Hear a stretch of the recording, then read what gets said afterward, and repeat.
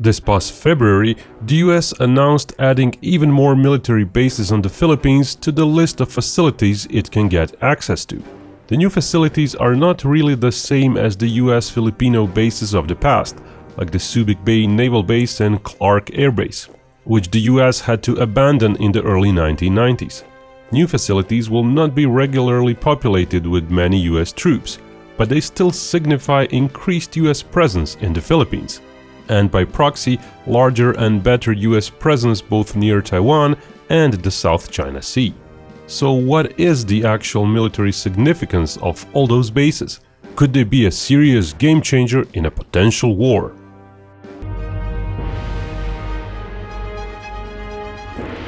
The US gaining more access to the Philippines may be explained as a protection strategy, and in this day and age, protecting one's communication is becoming a crucial issue. This video is sponsored by NordVPN, and they're all about such protection. NordVPN offers a virtual private network app. It connects your device to their server. They offer over 5,400 servers to pick from. All the internet data to and from that server gets encrypted, with 256-bit encryption no less. Google that if you want. Every file, image, email, chat, etc., they're all safe when using NordVPN. Also, there are 60 countries to choose servers from, which means you'll still be able to access your favorite streaming shows, although geo-locked, even when abroad.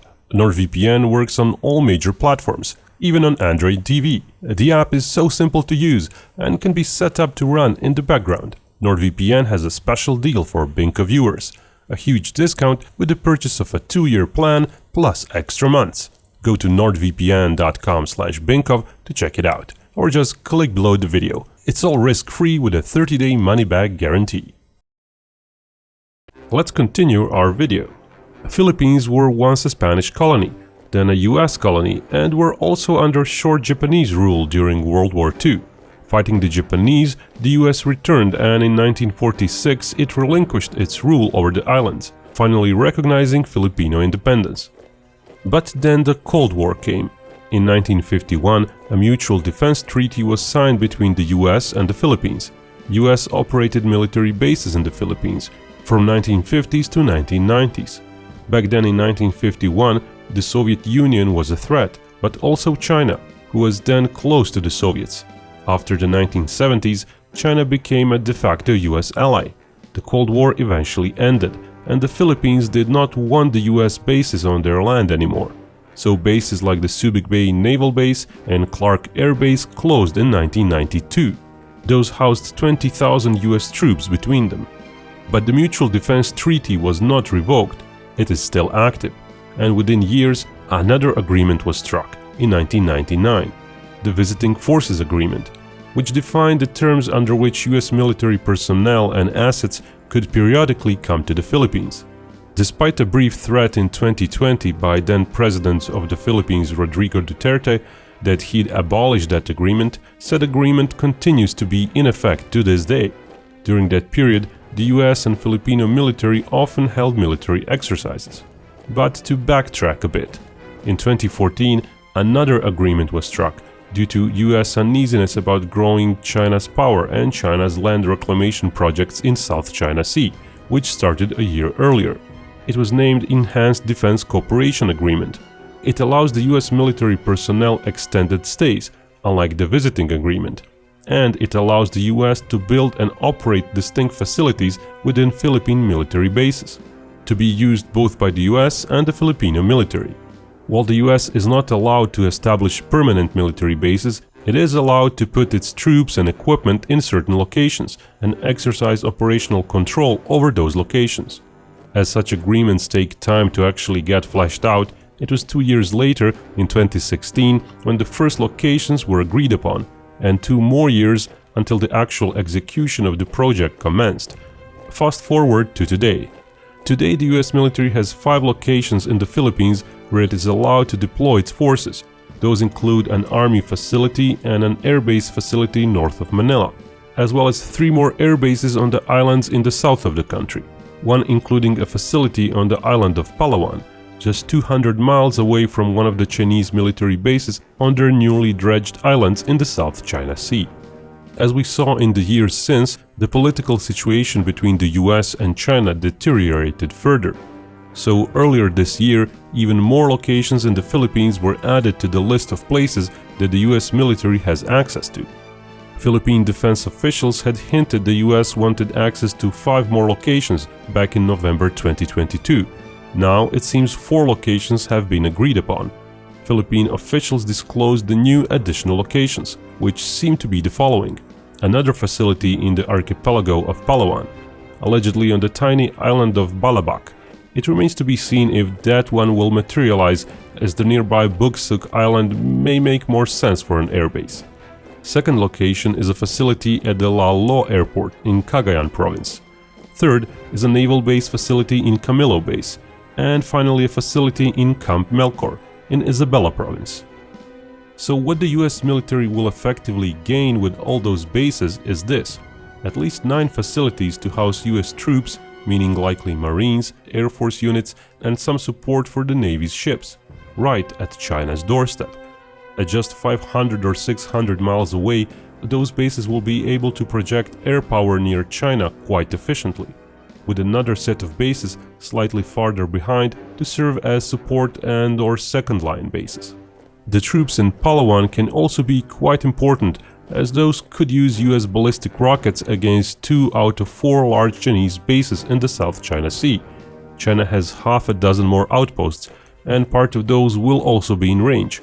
But the 4 larger islands housing air bases are likely to be primary targets to the US. Those dredged island bases are quite small in area, which means they're easier to keep shut down with a nearly constant trickle of missiles, compared to, for example, shutting down US units operating around Palawan or around Okinawa, islands much larger in area.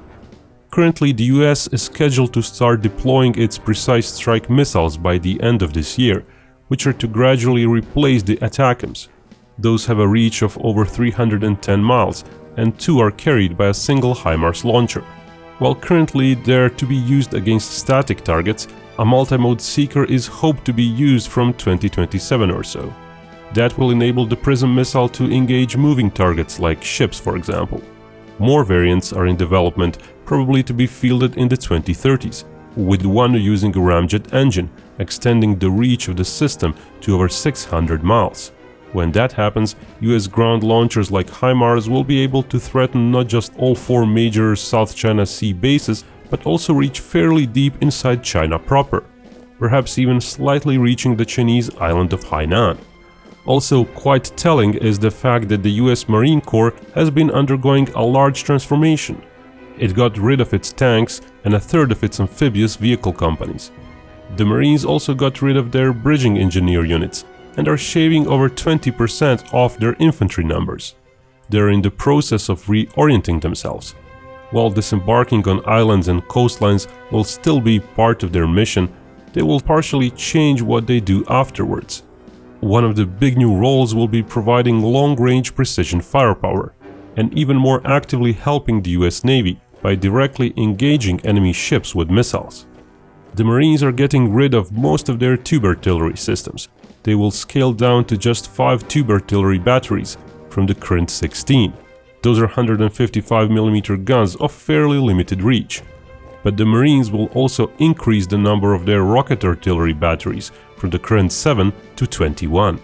Furthermore, Marines will get some anti-ship missile batteries as well, using naval strike missiles as well as new Tomahawk missile variants.